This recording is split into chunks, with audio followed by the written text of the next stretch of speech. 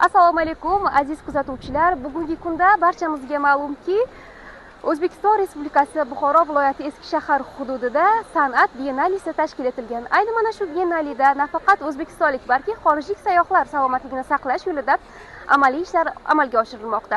Xo'p, bugungi kunda ayni mana shu san'at biennalisida nechta tibbiyot postlari tashkil etilgan va ular qanday tibbiy xizmatlarni ko'rsatmoqda? Bu bo'yicha suhbatdoshimiz Respublika tez tibbiy yordam markazi Buxoro viloyati filiali rahbari o'rinbosari Xurshid aka. Keling, biz siz bilan hozir Xurshid akani suhbatga chorlasak.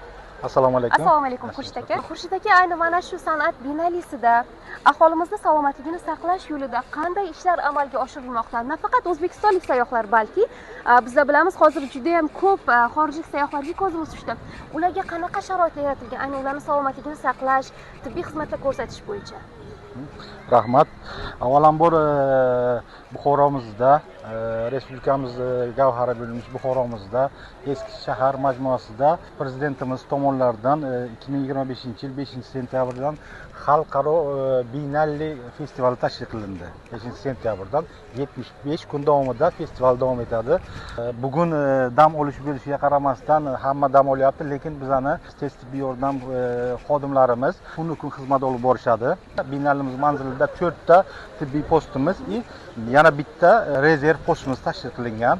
Bular shu nafaqat o'zimizda sayyohlarga, balki chet eldan kelgan sayyohlarga tunu kun xizmat olib borishadi bular. Mana shu 5 ta postda, umumiy 5 ta postimizda bugun nechta tibbiyot xodimi o'z faoliyatini olib boryapti?